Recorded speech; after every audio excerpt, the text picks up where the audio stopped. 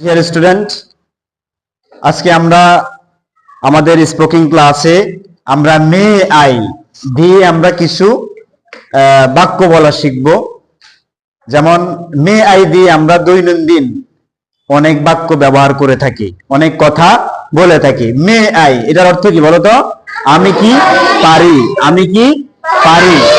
দেখো may I, আমি কি পারি, এই আমি কি পারি এটা দিয়ে আমরা অনেক বাক্য বলতে পারবো। যেমন may I coming sir, may I, আমি কি আসতে পারি, আমি কি, আমরা বলি না স্যার আমি কি আসতে পারি, স্যার আমি কি, তাহলে কি বলবো? মে আই কামিং স্যার, বলো মে আই কামিং স্যার। আমি কি ভিতরে আসতে পারি, আরো জোরে, আমি কি ভিতরে আসতে পারি। গুড, মাশাআল্লাহ, মে আই কামিং স্যার। তারপরে আসো, আরেকটা কি লেখা আছে? আমি কি ওয়াশরুমে যেতে পারি, আমি কি ওয়াশরুমে। তাহলে ইংলিশে আমরা কি বলবো, কিভাবে বলবো? May I go to washroom. হ্যাঁ, may I go to washroom, may I go to washroom. আমি কি ওয়াশরুমে যেতে পারি। এই শোনো, আমি কি ওয়াশরুমে যেতে পারি। মে আই গো টু ওয়াশরুম। হ্যাঁ, আমি কি ওয়াশরুমে যেতে পারি, আমি কি ওয়াশরুমে যেতে পারি, আমি কি ওয়াশরুমে যেতে পারি। মে আই গো টু ওয়াশরুম, আমি কি ওয়াশরুমে যেতে পারি।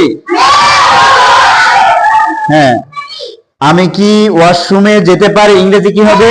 মে আই গো টু। মাশাআল্লাহ, গুড, তোমরা সবাই পারো মাশাআল্লাহ। তারপরে আসো দেখো, আমি কি বাইরে যেতে পারি, আমি কি বাইরে, কি হবে? মে I go two outside, May I go two. মাশাআল্লাহ, গুড, বলো আমি কি বাইরে যেতে পারি। মে আই গো টু। গুড, মাশাআল্লাহ, আমি কি বাইরে যেতে পারি। দেখো মে আই অর্থ কি? আমি কি পারি। মে আই গো টু যেতে, গো টু আউটসাইড বাহিরে, আউটসাইড। তাহলে একসাথে বলো, মে I go two outside, May I go two outside. আমি কি বাহিরে যেতে পারি।